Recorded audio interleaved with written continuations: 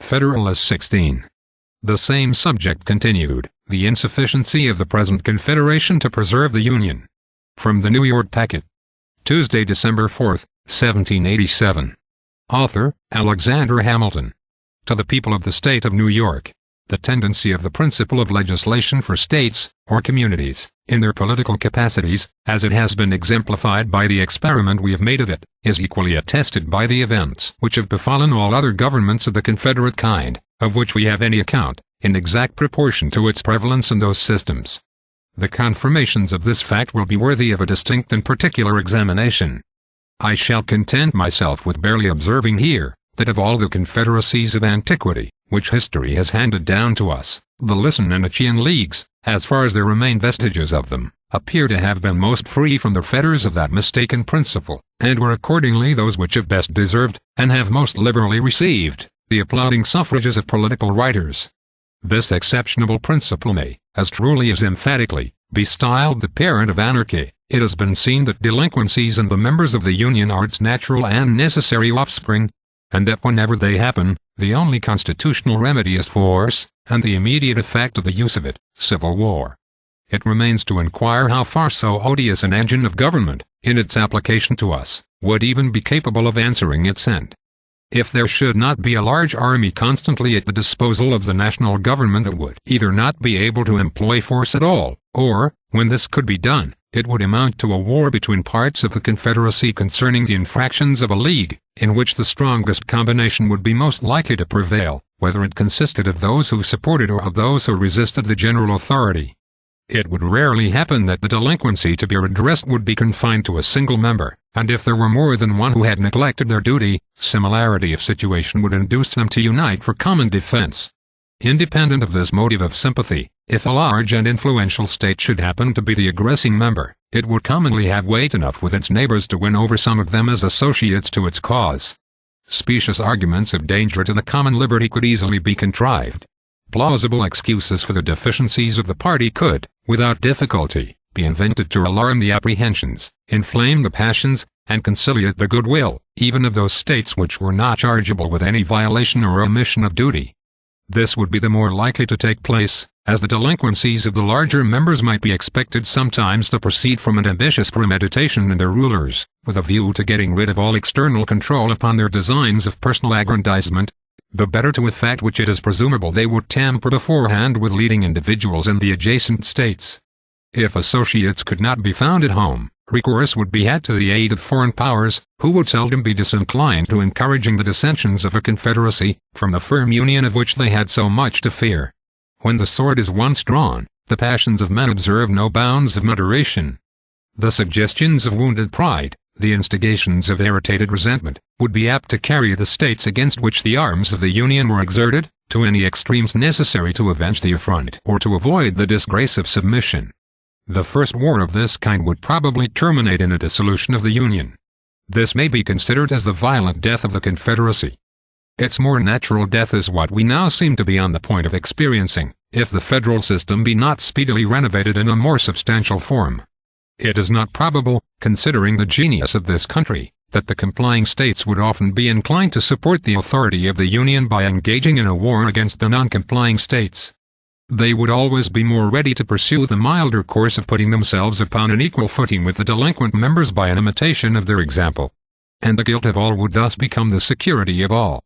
Our past experience has exhibited the operation of this spirit in its full light. There would, in fact, be an insuperable difficulty in ascertaining when force could with propriety be employed. In the article of pecuniary contribution, which would be the most usual source of delinquency, it would often be impossible to decide whether it had proceeded from disinclination or inability. The pretense of the latter would always be at hand.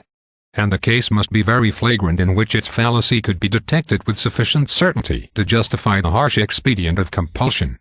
It is easy to see that this problem alone, as often as it should occur, would open a wide field for the exercise of factious views, of partiality, and of oppression, in the majority that happened to prevail in the National Council. It seems to require no pains to prove that the states ought not to prefer a national constitution which could only be kept in motion by the instrumentality of a large army continually on foot to execute the ordinary requisitions or decrees of the government. and yet this is the plain alternative involved by those who wish to deny it the power of extending its operations to individuals. Such a scheme, if practicable at all, would instantly degenerate into a military despotism. But it will be found in every light impracticable. The resources of the Union would not be equal to the maintenance of an army considerable enough to confine the larger states within the limits of their duty, nor would the means ever be furnished of forming such an army in the first instance. Whoever considers the populousness and strength of several of these states singly at the present juncture, and looks forward to what they will become, even at the distance of half a century, will at once dismiss as idle and visionary any scheme which aims at regulating their movements by laws to operate upon them in their collective capacities, and to be executed by a coercion applicable to them in the same capacities.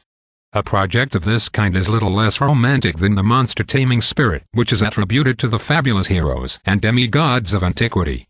Even in those confederacies which have been composed of members smaller than many of our counties, the principle of legislation for sovereign states, supported by military coercion, has never been found effectual.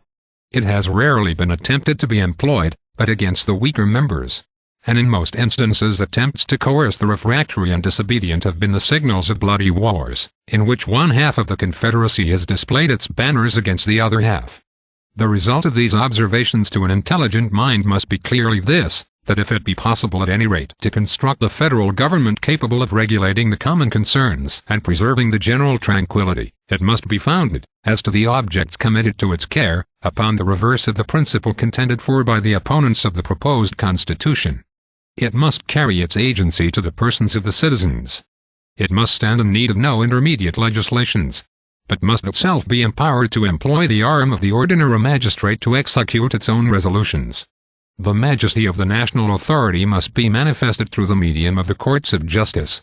The government of the Union, like that of each state, must be able to address itself immediately to the hopes and fears of individuals, and to attract to its support those passions which have the strongest influence upon the human heart.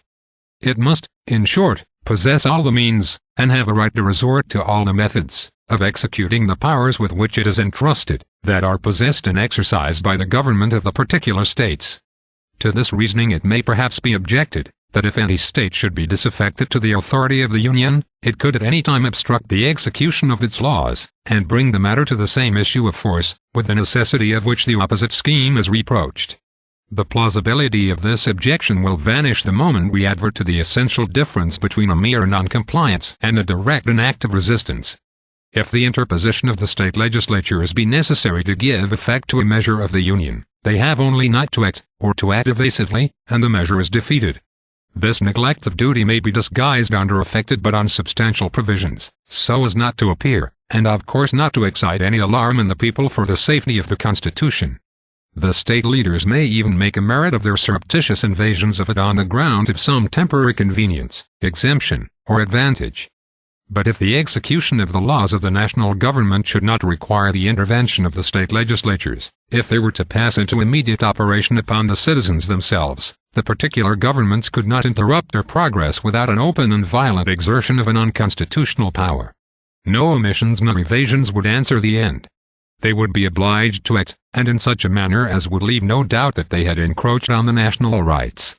An experiment of this nature would always be hazardous in the face of a constitution in any degree competent to its own defense, and of a people enlightened enough to distinguish between a legal exercise and an illegal usurpation of authority. The success of it would require not merely a factious majority in the legislature, but the concurrence of the courts of justice and of the body of the people. If the judges were not embarked in a conspiracy with the legislature, they would pronounce the resolutions of such a majority to be contrary to the supreme law of the land, unconstitutional, and void. If the people were not tainted with the spirit of their state representatives, they, as the natural guardians of the Constitution, would throw their weight into the national scale and give it a decided preponderancy in a contest. Attempts of this kind would not often be made with levity or rashness, because they could seldom be made without danger to the authors, unless in cases of a tyrannical exercise of the federal authority. If opposition to the national government should arise from the disorderly conduct of refractory or seditious individuals, it could be overcome by the same means which are daily employed against the same evil under the state governments. The magistracy, being equally the ministers of the law of the land, from whatever source it might emanate, would doubtless be as ready to guard the national as the local regulations from the inroads of private licentiousness. As to those partial commotions and insurrections, which sometimes disquiet society, from the intrigues of an inconsiderable faction, or from sudden or occasional ill humors that do not infect the great body of the community, the general government could command more extensive resources for the suppression of disturbances of that kind than would be in the power of any single member. And as to those mortal feuds which, in certain conjunctures, spread a conflagration through a whole nation, or through a very large proportion of it, proceeding either from weighty causes of discontent given by the government or from the contagion of some violent popular paroxysm, they do not fall within any ordinary rules of calculation. When they happen, they commonly amount to revolutions and dismemberments of empire. No form of government can always either avoid or control them. It is in vain to hope to guard against events too mighty for human foresight or precaution, and it would be idle to object to a government because it could not perform impossibilities. Publius.